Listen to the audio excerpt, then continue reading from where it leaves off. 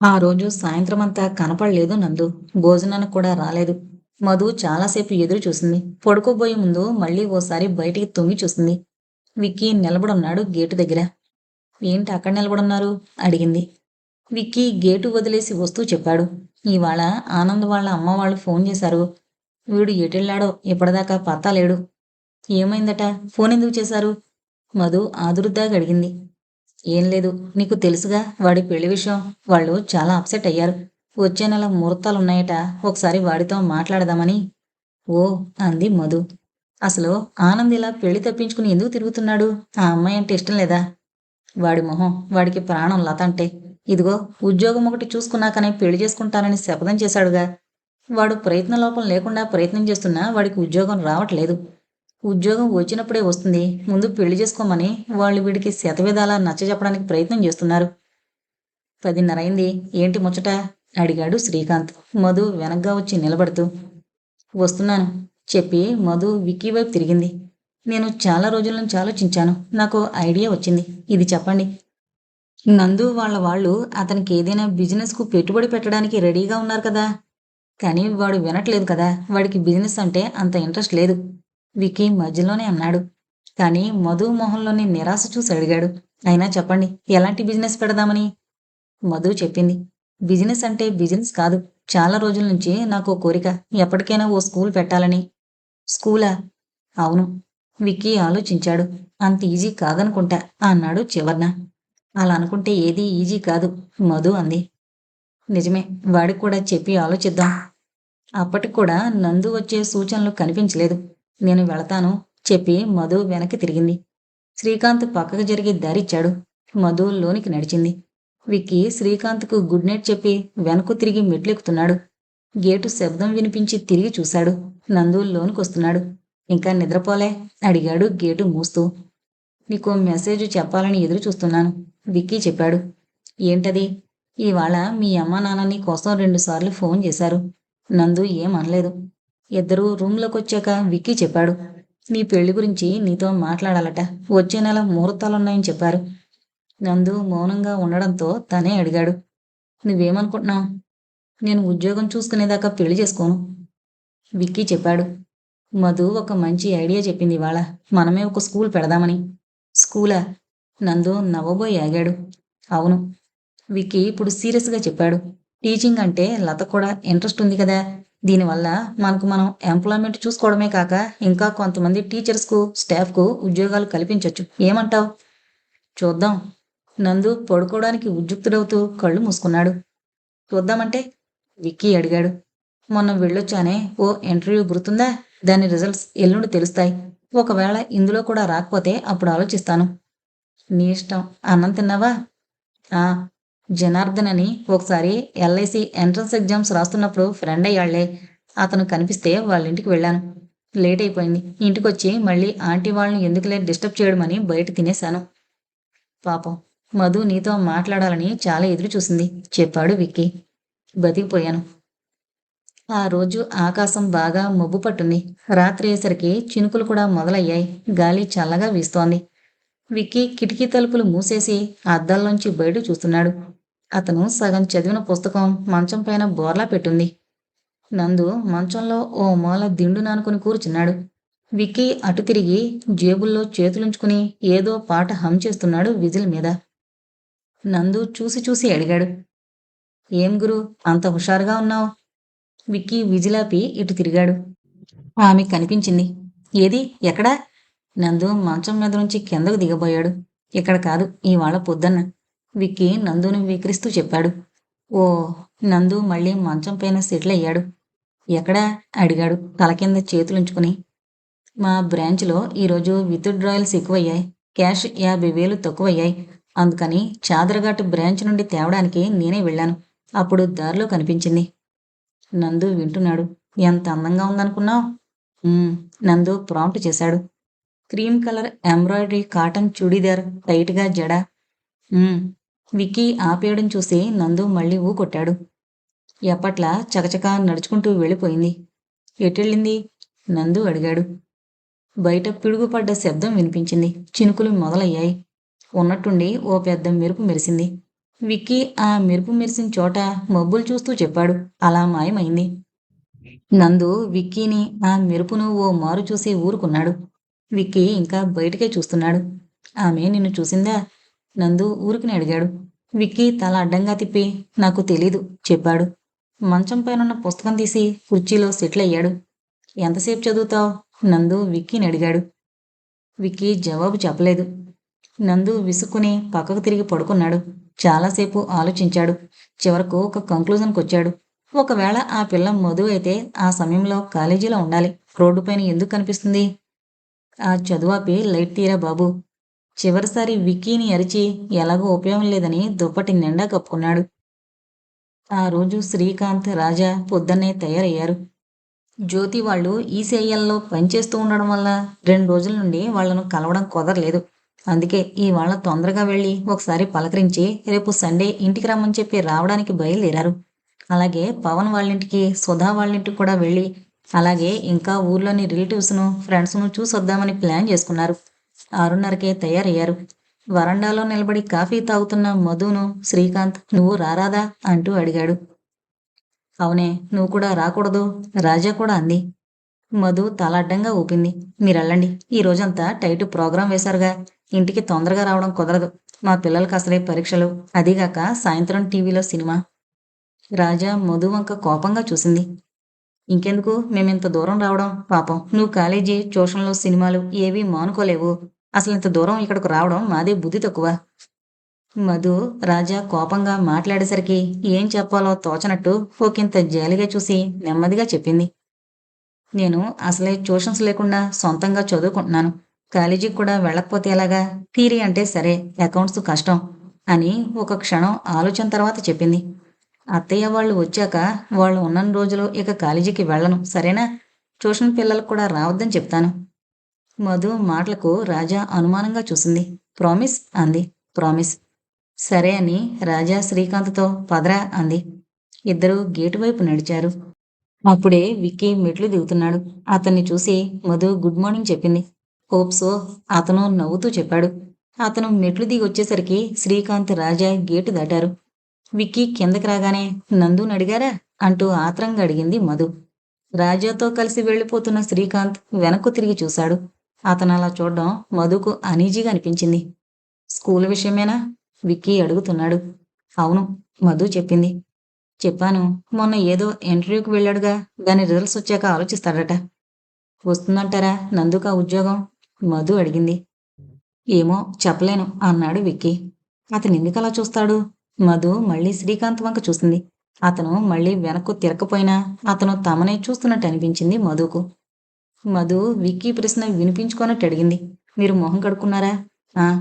వారు లేచారా అడిగింది మేడవంక చూస్తూ. లేచాడు. విక్కీ చెప్పాడు. సరే, ఇద్దరికీ కాఫీ తెస్తాను చెప్పి మధు లోనికి వెళ్ళింది. లక్ష్మి ఇచ్చిన కాఫీ కప్పులు పట్టుకుని బయటకొస్తుంటే నందు హాల్లోనే ఎదురయ్యాడు. అతనికి ఒక కప్పు అందిస్తూ ఆమె నోరు తెరిచేలాగా అన్నాడు. మధు, వాడికి నిన్న మళ్ళీ ఆ అమ్మాయి కనిపించిందట. అవునా? పొద్దున్న ఆఫీస్ పని మీద వాడు వేరే బ్యాంకుకు వెళుతుంటే దారిలో కనిపించిందట. ఓ. ఆ కప్పు విక్కీకేనా? నేనిస్తాను, ఇలా ఇవ్వు. నందు ఆమె చేతిలోని కప్పు కూడా అందుకున్నాడు. నీకు మొన్నటి ఉద్యోగం వస్తుందంటావా? మధు అడిగింది. ఏమో తెలీదు. అతను బయటికి వెళ్ళిపోయాడు. మధు వెనక్కి తిరిగి పెరట్లోకి నడిచింది. నిన్న వేసుకున్న క్రీమ్ కలర్ చుడీదార్ ఉతికి ఆరేసింది. కమీజ్ బానే ఉంది కానీ ఆమె భయపడినట్టే పైజామాకున్న గ్రీన్ కలర్ బార్డర్ పైన క్రీమ్ కలర్కు స్ప్రెడ్ అయింది. మధు వాటిని రోపు నుండి తీస్తూ అనుకుంది. ఏం చేస్తాం, ఇదే ఇక ఫ్యాషన్ అనుకోవాలి. ఆమె లోనుకొస్తుంటే లక్ష్మి అడిగింది. కలర్ పోయిందే అని. కొద్దిగా. మధు చెప్పింది. ఈసారి కాటన్ కొనకు. గ్రాండ్గా ఉంటాయని తీసుకోవాల్సిందే కానీ వీటితో ఇదే బాధ. అక్కడ పెట్టు వాటిని. నాన్న బట్టలతో పాటు ఇస్త్రీకిస్తాను. మధు ఆ డ్రెస్ అక్కడ పెట్టి స్నానానికి బయలుదేరింది. ఆనంద్ను సాయంత్రం గేటు దగ్గరే పట్టుకుంది మధు. అతన్ని చూస్తూనే ఆత్రంగా అడిగింది. ఏమైంది? రాలే. అతను నెమ్మదిగా చెప్పాడు. పోనీలే, పర్వాలేదు. నేను మాట చెప్పనా? మధు అడిగింది. ఇప్పుడు కాదు మధు, తర్వాత మాట్లాడదాం. అతను వెళ్ళిపోయాడు. భోజనాల దగ్గర ఆదిత్యకు తన ఐడియా చెప్పి ఎలా ఉందని అడిగింది మధు. ఆదిత్య ఏమాత్రం ఇంట్రెస్ట్ చూపించలేదు. నందు వాళ్ళని అడిగి వాళ్ళకిష్టమైతే స్కూల్ పెట్టుకుంటాడు. లేకపోతే ఇంకోటి పెట్టుకుంటాడు. లేకపోతే అసలు ఏం చేయడు. అతనిష్టం.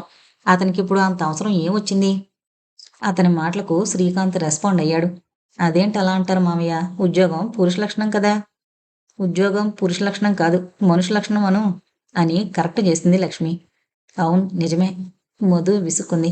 అరే అసలు విషయం వదిలేసి మీరందరూ ఏదో మాట్లాడతారేంటి? ఇంతకీ స్కూల్ స్టార్ట్ చేయడం మంచిది కాదా? అదే చెప్తున్నాంగా ఆదిత్య అన్నాడు. నందు వాళ్ళు కూడా ఏమంటారో చూడాలిగా. మధు చెప్పింది చివరకు. సరే చూడండి మీ ఇష్టం. వాళ్ళు వద్దంటే ఇక నందు ఇష్టం. కానీ నేను మాత్రం డిసైడ్ చేసుకున్నాను. మధు మాట పూర్తి కాకముందే లక్ష్మి కసురుకుంది. ఏమని డిసైడ్ చేసుకున్నావు? స్కూల్ పెడదామనా? నీ మనసుకు ఇక ఎప్పుడు ఏది తోస్తే అదే. బుద్ధిగా చదువుకోక ఏంటేంటో ఆలోచిస్తావు. పోమ్మా. అసలు దేనికైనా సరే ఎంకరేజ్ చేయరు మీరు. చేస్తాన్లే. నీ చదువైతే కానీ ముందు ఆదిత్య అన్నాడు మ్యాటర్ ఫైనలైజ్ చేస్తున్నట్టు. చదువు మానేసి ఏదో చేస్తుందట లక్ష్మి అంటోంది. నేను చదువు మానేస్తానని లేదు మధు చెప్తోంది. లేకపోతే ఏంటి? అసలు నీ మీద ఎన్ని ఆశలు పెట్టుకున్నావు? ఏ మంకుపట్టు పడితే అదే. పెద్దవాళ్ళు ఎందుకు చెప్తున్నారని లేనే లేదు. శ్రీకాంత్ వంక చూసి చెప్పింది లక్ష్మి. నీకు తెలుసా శ్రీకాంత్? ఇది డాక్టర్ అవుతుందని ఎంత అనుకున్నావు? ఎంట్రన్స్ రాయనంటే రాయనని మొండికేసింది. ఆదిత్య చెప్పాడు. అసలు అది రాస్తే చాలు వస్తుందయ్యా. ఆ విషయం దానికి తెలుసు. కానీ మేం చెప్పిన మాట ఎందుకు వినాలి అని మొండి పట్టుదల. మధు మీద కోపం, తమ అసక్తత మీద జాలి పెరిగిపోయేమో. ఇక ఆ తర్వాత వాళ్ళు మాట్లాడలేదు. ఇంతలో ఎవరో తెలిసిన వాళ్ళు రావడంతో ఆదిత్య త్వరగా భోజనం ముగించి వెళ్ళిపోయాడు. 2 నిమిషాల తర్వాత లోపలకు తొంగి చూసి కేకేశాడు. లక్ష్మి విఠలొచ్చాడు అంటూ. విఠల్ ఆదిత్య కలిసి పనిచేశారు. వాళ్ళ అమ్మాయి పెళ్లికని పిలవడానికొచ్చారు. లక్ష్మి కూడా త్వరగా భోజనం ముగించి వెళ్ళింది. ఆమె వెళ్ళిపోయిన తర్వాత కూడా అందరూ మౌనంగా అన్నం తింటుంటే వాతావరణం తేలిక చేయడానికి శ్రీకాంత్ ఓ సినిమా కథ చెప్పడానికి ఉద్యుక్తుడయ్యాడు. అందరూ తమ శక్తి కొద్దీ అతన్ని ఆపడానికి ప్రయత్నం చేశారు. కానీ అతనితో గెలవలేకపోయారు. అతని మొండితనానికి విసుక్కుంటూ కథకి నవ్వుతున్నారు. ఆ సందట్లో విక్కీ చెవిలో నందు రహస్యంగా చెప్పాడు. చూడు చూడు రాజా నిన్నెలా చూస్తుందో. విక్కీ ఆమె వైపు చూశాడు. ఆమె చటుక్కున చూపులు వాల్చేసింది. తమ రూంలోకొస్తూనే విక్కీ నందుని అడిగాడు. ఆ అమ్మాయి ఉద్దేశం ఏంటి? ఎవరిది? రాజాదా? అవును. నువ్వు అందంగా ఉన్నావని నీకు అట్రాక్ట్ అయింది. అందుకే నిన్నే చూస్తోంది. ఇంకాస్త ముడుచుకుపోయిన విక్కీ మొహం చూసి అతను ఓపిగ్గా చెప్పాడు. నిన్ను అప్రిషియేట్ చేస్తుందంతే. భయపడాల్సిందేం లేదు. నమ్మచ్చా? నీ మీదొట్టు. కింద నుండి గోలగోలగా మాటలు వినిపిస్తున్నాయి. పిల్లలందరూ వచ్చారేమో. ఈరోజు మళ్ళీ ఆదిత్యకు లక్ష్మికి పండగే. వాళ్ళని డిస్టర్బ్ చేయకుండా బయటే తినేద్దాం అనుకున్నాడు విక్కీ. మళ్ళీ ఓసారి తల దూకొని వాచి చూసుకున్నాడు. 10 నిమిషాల క్రితం కిందకు వెళ్ళిన నందు లోనికొస్తూనే అన్నాడు. బాస్ ఇవాళ మనం బయటే తినేద్దామా? ట్విన్ సిటీస్లో ఉన్న రోడ్లన్నీ కొలిచి తెలిసిన ఫ్రెండ్స్ ఇళ్లకు వెళ్ళి చర్మాసులో చెరో షర్టు కొనుక్కుని తిరిగి రాత్రి 11 గంటలకు ఇల్లు చేరుకున్నారు. ఇంకా ఇంట్లో లైట్లు వెలుగుతూనే ఉన్నాయి. ఎవరెవరివో మాటలు అస్పష్టంగా వినిపిస్తున్నాయి. వాళ్ళని డిస్టర్బ్ చేయకుండా మేడపైకి చేరుకున్నారు నిశ్శబ్దంగా. పొద్దున్న నోట్లో బ్రష్ పెట్టుకుని పెరట్లోకి నడిచిన మధుకు రాజా శ్రీకాంత్లు అప్పటికే దొండకాయలు తెంపే కార్యక్రమంలో మునిగిపోయి కనిపించారు. మధు విసుక్కుంది. మళ్ళీ దొండకాయ కూరేనా? మళ్ళీ ఏంటి? ఇంట్లో కాసిన కాయలు ఆరోగ్యానికి మంచివి లక్ష్మి అంది. ఆ మంచిది. నేను తిన్నాం. నీ ఇష్టం మధు చెప్పింది. నీకోసం పప్పు చేస్తుందిలే అమలు. ఆమె వెనగ్గా పెరట్లోకొచ్చిన ఆదిత్య అన్నాడు. మధు రాజాను శ్రీకాంత్ను చూసి నవ్వింది పలకరింపుగా. వాళ్ళు కూడా బదులుగా నవ్వారు. ఎందుకు? మధు దొండకాయ కూర తిందా? జానకి అడిగింది. అదిగో వాళ్ళు దిగారు. ఆదిత్య ఆమె ప్రశ్నకు జవాబు చెప్పకుండా గబగబా లోనికి నడిచాడు. ఎవరు? జానకి అడిగింది. మేడపైన అద్దుకుంటారే వాళ్ళత్తయ్య మధు చెప్పింది. ఓ. ముందు రూంలో నుండి ఆదిత్య మాటలు వినిపించాయి. ఎక్కడికెళ్ళారయ్యా నిన్నంతా? లక్ష్మి దోసకాయలు కత్తిపీట తీసుకుని రావడం చూసి జానకి అడిగింది. నేను తరగనా వదినా? లక్ష్మి సరే అన్నట్టు నవ్వి అవక్కడ పెట్టి లోనికెళ్ళింది. ఆదిత్య అంటున్నాడు. భలే వాళ్లే. నేను మీకోసం ఎంత ఎదురు చూశానో తెలుసా? మా చెల్ల ఇచ్చింది. అవునా? ఎప్పుడండి? విక్కీ అడిగాడు. నిన్న. రెండిద్దరు పరిచయం చేస్తాను. హాల్లో రఘురాంను పరిచయం చేస్తూ చెప్పాడు ఆదిత్య. ఇదిగో వీడే రఘురాం. చిన్నప్పుడు నా క్లాస్మేట్. ఇప్పుడు గౌరవనీయులైన బావగారు. ఆదిత్య అతని భుజం పైన చేయి వేసి నవ్వుతున్నాడు. దాదాపు ఆదిత్య ఎత్తులో ఉండి కొద్దిగా తెల్లగా కాస్త లావుగా ఉన్నాడతను. బట్టతలవడానికి ఎంతో దూరంలో లేదు. కళ్ళు స్నేహంగా మెరుస్తున్నాయి. అతను నవ్వుతూ వాళ్ళ దగ్గరకొచ్చి చేతులు పట్టుకుంటూ అన్నాడు. మేడ మీద అద్దెకుండేది మీరే కదూ? నువ్వు ఆనంద్ అనుకుంటా. నువ్వు విక్కీవి కదూ? అతన్ని ఆదిత్య పూర్తి చేయనివ్వలేదు. ఆగరా, వాళ్ళను నువ్వు గుర్తుపట్టావు సరే, నేను పరిచయం చేసేదాకా ఆగాల వద్దా? ఇదిగోనయ్యా, ఇది వరస. ఈ ఒక్క అలవాటు లేకపోతే మా బావ బంగారం అనుకో, రఘురాం చెప్పాడు. అవునండి, నిజమే. నందు ఒప్పుకున్నాడు. ఆ, ఇక మా చెల్లెల్ని పరిచయం చేస్తాను. ఆదిత్య పెరటి వైపు నడిచాడు. మిగిలిన వాళ్ళు అతన్ని అనుసరించారు. జానకి వాళ్ళని చూడగానే నవ్వింది. ఏమయ్యా, నేనంతా కనపడలేదు అడిగింది. ఆదిత్య మొహంలో చిరాకు అర్థం చేసుకోకుండా. నందు వాళ్ళు నవ్వారు మొహమాటంగా. ఇదిగోనయ్యా, మా చెల్లెలు జానకి, ఆదిత్య చెప్పాడు. తెల్లగా ఆరోగ్యంగా ఉందావిడ. ఆదిత్య పోలికలు స్పష్టంగా కనిపిస్తున్నాయి. నందు, విక్కీ, శ్రీకాంత్ రాజాలను పలకరించారు. జానకి చెప్తోంది. నిన్నటి నుంచి ఒకటే చెప్తున్నారనుకో మీ గురించి. ఏం చెప్తున్నారండి? విక్కీ ఆమె పక్కనే సెటిల్ అడిగాడు. నందు వంటింట్లోకి నడిచాడు. అతను 2 కప్పుల కాఫీ తోచేసరికి రాజా, శ్రీకాంత్ కింద పడ్డ కాయల్నేరి బుట్టలో వేస్తున్నారు. లక్ష్మి వంటింట్లోంచి మధును పిలిచింది. మధు, స్నానం చేయి, కాలేజీకి వెళ్ళవా ఇవాళ అడిగింది. ఆమెకు మధు కన్నా ముందు రాజా సమాధానం చెప్పింది. వెళ్ళదత్తయ్యా, అమ్మ వాళ్ళు వచ్చాక వాళ్ళున్న రోజులు కాలేజీకి వెళ్ళని ప్రామిస్ చేసింది. మధు చెప్పింది. వెళ్ళనన్నానుగా, వెళ్ళను. గుడ్. శ్రీకాంత్ మధుని దాటుకుని లోనికి వెళుతూ చెప్పాడు. నందు ఇంటి దగ్గర ఆటో దిగి డబ్బులిచ్చి గేటు తీస్తుంటే వెనక నుండి మాటలు వినిపించాయి. తన పేరు వినపడ్డాక ఆగి వెనక్కు తిరిగాడు. పవన్, జ్యోతి వాళ్ళు దగ్గరకొస్తూ పలకరించారు. ఇంటి గుమ్మంలో వాళ్ళని చూస్తూనే శ్రీకాంత్ ఎదురొచ్చాడు. అత్తయ్య వాళ్ళేరి? జ్యోతి అడిగింది అతన్ని చూసి. బజార్కెళ్లారు కూరగాయలు తేవడానికి. మధు కూడానా? పవన్ అడుగుతూనే లోనికి తొంగి చూశాడు. మధు కనబడగానే అడిగాడు. మధు, వేడివేడి స్ట్రాంగ్ టీ చేయగలవా? సరే. మధు వంటింట్లోకి నడిచింది. జ్యోతి పడుకుని నిద్రపోతున్న రాజాను తట్టి లేపింది. ఏయ్ ముద్దు, లే, ఇవాళప్పుడు ఏం నిద్ర? రాజా పూర్తిగా లేవకమునిపే అంది.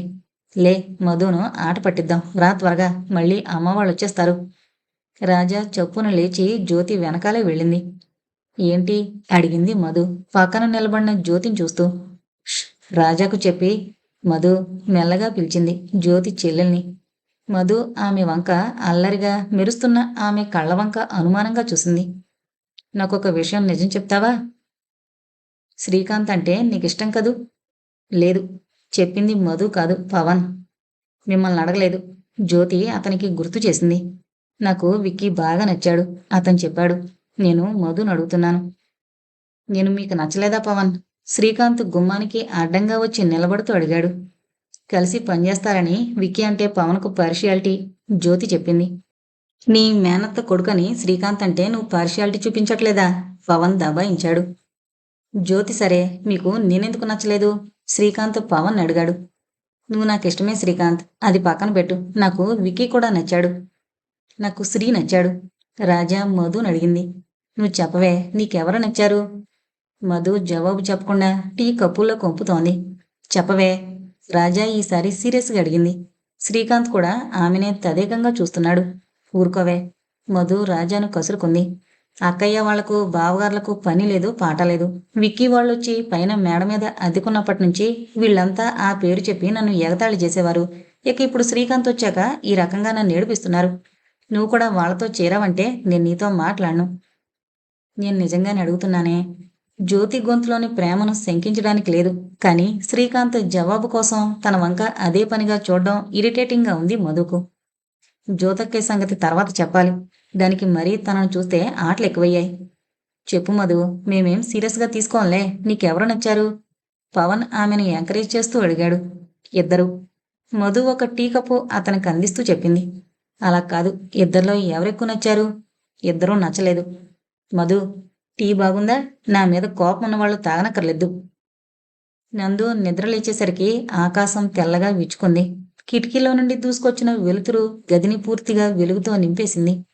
అతని చూపులు గుమ్మంలో నిలబడ్డ విక్కీ మీద పడ్డాయి. పైజామా జేబుల్లో చేతులుంచుకుని దీక్షగా ఏదో చూస్తున్నాడు. నందు మొహం కడుకునొచ్చేసరికి కూడా విక్కీ అలాగే నిలబడున్నాడు. కానీ ఈసారి చేతులు కట్టుకుని గుమ్మానికి ఆనుకొని నిల్చున్నాడు.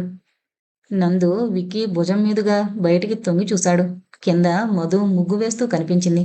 ఓ, ఈరోజు శుక్రవారం కదూ! నందుకు గుర్తుకొచ్చింది. విక్కీ జరుగుతాడేమోనని చూశాడు. విక్కీ కదిలేలా లేడు. చూసి చూసి మునివేళ్లతో తలుపు మీద కొట్టాడు. ఆ శబ్దానికి విక్కీ ఉలిక్కి పడ్డాడు. నందును చూసి పక్కకు జరిగాడు. నందు కొన్ని మెట్లు దిగి సగంలో ఆగి మెట్లపైన కూర్చున్నాడు. మధు కుచ్చిళ్ళు పైకి పెట్టుకుని వంగి ఏదో మెలిక ముగ్గు పెడుతోంది. నందు ఆమెనే చూస్తున్నాడు. కొన్ని నిమిషాలు గడిచాయి. ఏం ఆలోచిస్తున్నావు? విక్కీ నందు వెనగ్గా వచ్చి అడిగాడు. ఏం లేదన్నట్టు తల ఊపాడు నందు. విక్కీ కూడా అక్కడే కూర్చున్నాడు. నందు, నీకో మాట చెప్పాలి. నందు వింటున్నాడు. నీ దగ్గర ఇంకా ఈ విషయం దాచలేను. ఆట ముదిరితే ఆటగా ఉండదు. నాకు నచ్చిందని చెప్పిన ఆ అమ్మాయి మధు.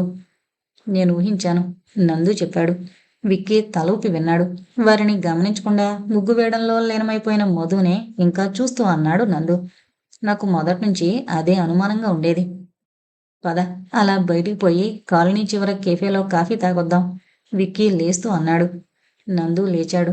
వాళ్ళు మెట్లు దిగుతుంటే మధు తలెత్తి చూసి నవ్వింది. గుడ్ మార్నింగ్ అంటూ విష్ చేసింది. హోప్ సో, నందు విక్కీ ఒకేసారి చెప్పారు. మధుతో పాటు నవ్వుతూ బయటికి నడిచారు. విక్కీ, విక్కీ! ఆ, తల దూకుంటున్న విక్కీ అద్దం నుండి తల తిప్పకుండానే పలికాడు. ఎంతసేపు దూతావు? టైం అయిపోతుంది. వస్తున్నాను. తమరి సుపుత్రుడు ఎర్ర కలర్ వ్యాన్ తెమ్మన్నాడు. గుర్తుందిగా? మరిచిపోవుగా? పోను. సాయంత్రం బ్యాటరీస్ తెస్తావుగా? ఈ కరెంటుతో చచ్చిపోతున్నాను. తప్పకుండా తెస్తాను. విక్కీ చెప్పులేసుకుని బయటికి నడుస్తూ చెప్పాడు. ఈరోజు తొందరగా వచ్చేస్తాను. ఏటైనా వెళదాం. కొన్ని సెకన్లు ఆమె ఏం మాట్లాడలేదు. నిశ్శబ్దంగా అదే పొజిషన్లో ఉండిపోయింది. పోయిన కరెంటు రావడంతోటే ఆమెలో కూడా చైతన్యం వచ్చింది. నవ్వుతూ చెప్పింది. బ్యాటరీలు మరిచిపోవుగా, లేకపోతే మనం బయటికెళ్ళడం కుదరదు అంటూ మళ్ళీ గుర్తు చేసింది. షూర్. విక్కీ నవ్వుతూ ఆమె నున్నటి ఇనప బొగ్గపై చిటికి వేశాడు. వస్తాను చెప్పి బయటికి నడిచాడు. విక్కీ ఉలిక్కిపడి లేచాడు. కొన్ని క్షణాలు తను ఎక్కడున్నాడో అతనికి అర్థం కాలేదు. అర్థమయ్యాక తను కన్న కల గుర్తొచ్చి అనుకోకుండా అతని ఒళ్ళు గగురు పొడిచింది. వామ్మో, అదేం కల? అతను గుండె మీద చేయి వేసుకున్నాడు. సాయంత్రపు నీరెండకు వరండా బయట కుర్చీలో జారిగలబడి కూర్చోవడం వరకు గుర్తుంది. ఆ తర్వాత ఎప్పుడు నిద్రలోకి జారిపోయాడో. అతనికి మళ్ళీ తన కల గుర్తొచ్చింది. అతనికి సన్నగా నవ్వొచ్చింది. దాని గురించి ఆలోచించిన కొద్దీ అతని నవ్వు ఉధృతం అవసాగింది. అప్పుడే వరండాలో కడుగు పెట్టిన ఆదిత్య అతని నవ్వు చూసి ఏంటని అడిగాడు. విక్కీ బాగా బ్రతిమాలించుకుని నవ్వుతూనే తన కల గురించి కలర్ఫుల్గా వర్ణించి చెప్పాడు. కానీ తనప్పుడు ఊహించలేదు తన కల్పనాశక్తి తనకెంత తలకాయ నొప్పి తెచ్చిపెడుతుందోనని. విక్కీకి రాత్రి పడుకునేటప్పుడు కొద్దిగా ఆ విషయం గురించి అనుమానం కలిగింది. కానీ తన అనుమానం అంత తొందరలో నిజమవుతుందని మాత్రం అనుకోలేదు. పొద్దున్న మొహం కడుక్కుని కిందకి దిగొస్తుంటే శ్రీకాంత్ చూశాడు. లోనికి గట్టిగా కేక పెట్టాడు. రాజా, కరెంట్ ఉందో లేదో చూడు కాస్త అంటూ. ఉంది, ఎందుకు? రాజా అడిగింది ఏం తెలియనట్టు. శ్రీవారు లేచారు, శ్రీమతి గారు కాఫీ తెస్తారని. విక్కీ మొహం కందిపోయింది. శ్రీకాంత్ పైన గొంతు దాకా కోపం ముంచుకొచ్చింది. ఇంతకీ బ్యాటరీలు తెచ్చావా లేదా బాసు? నందు అడిగాడు మెట్లు దిగుతూ. నందు కూడానా? విక్కీ తమాయించుకున్నాడు. ఎలాగో తెలిసిపోయింది, ఈజీగా ప్లే చేయడం మంచిది. నందు జవాబు కోసం ఎదురు చూడలేదు. శ్రీకాంత్, మధు వాళ్లతో కలిసి నవ్వుతున్నాడు. విక్కీ పొళ్ళు బిగించి గబగబా అడుగులు వేస్తూ బయటికి నడిచాడు.